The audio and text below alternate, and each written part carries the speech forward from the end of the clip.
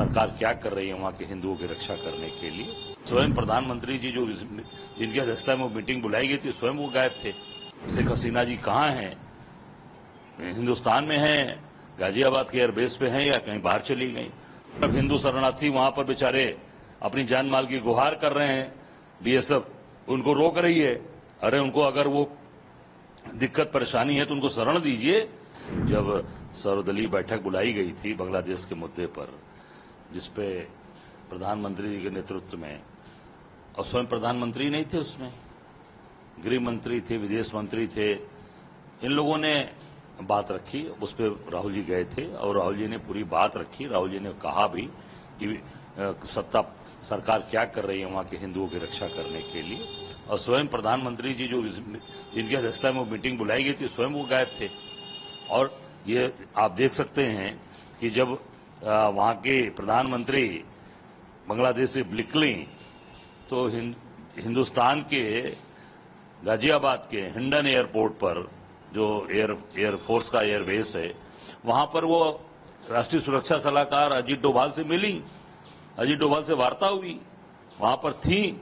उसके बाद से उनका पता नहीं चल रहा है कि कहाँ वो वहीं पर रुकी हैं कि कहाँ गई हैं। मैं समझता हूं कि इसके बारे में इनको स्पष्ट करना चाहिए भारत के प्रधानमंत्री को कि शेख हसीना जी कहाँ हैं, हिंदुस्तान में हैं, गाजियाबाद के एयरबेस पे हैं या कहीं बाहर चली गई।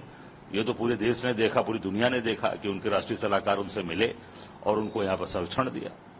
पूरे प्रकरण में पड़ोसी देश में जो हो रहा है और हिंदुओं को जो अत्याचार हो रहा है लगातार, जब देख रहे हैं भारत सरकार का स्टैंड कैसा है? बिल्कुल स्टैंड नहीं, स्टैंड ढीला है, लचीला स्टैंड है। स्टैंड मजबूती से लेना चाहिए और इनको डटकर खड़े होना चाहिए, चेतावनी देनी चाहिए कि अत्याचार अन्याय न हो। और इस तरह की अगर चीजें होंगी तो फिर सरकार को कड़ा रुख अपनाना चाहिए, क्योंकि जो अत्याचार अन्याय हो रहा है वो गलत है पूरी तरीके से। आज जिस तरीके से वहां चीजें सताई जा रही हैं, तोड़ी जा रही हैं, जो चीजें, और हिंदू बॉर्डर पर आकर शरण मांग रहे हैं। इधर योगी जी बोल रहे हैं कि नहीं, हम हिंदुओं की रक्षा करने के लिए खड़े हैं, यहां पर बोल रहे हैं। उनका बयान मैंने पढ़ा अयोध्या में, केवल चुनाव के लिए, वोट लेने के लिए उपचुनाव में। और एक तरफ हिंदू शरणार्थी वहां पर बेचारे अपनी जान माल की गुहार कर रहे हैं, बीएसएफ उनको रोक रही है। अरे उनको अगर वो दिक्कत परेशानी है तो उनको शरण दीजिए।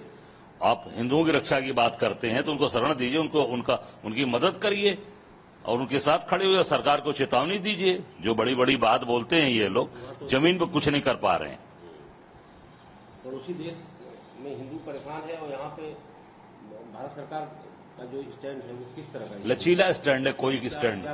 भाई बिल्कुल इनको वहां मजबूती से चेतावनी देनी चाहिए वहां की सरकार को कि अगर नहीं रुकेगा तो हम इस पे फिर कड़ा रुख अख्तियार करेंगे और निश्चित तौर से उस पर आगे की कार्रवाई सबसे बात करके आगे निर्णय लेना चाहिए कि इस पे क्या करना है। क्योंकि इस तरह का अत्याचार अन्याय तत्काल बंद करे, तत्काल बंद होना चाहिए। चीजें खराब हो रही हैं और इस पे केंद्र सरकार को, मोदी जी को, जो बड़ी बड़ी बात बोलने वाले ये लोग हैं, केवल हिंदुत्व की बात करने वाले, स्टैंड नहीं ले रहे हैं। स्टैंड लेना चाहिए और डटकर खड़ा होना चाहिए और वहां हिंदू समाज की रक्षा करने के लिए इनको आगे आना चाहिए।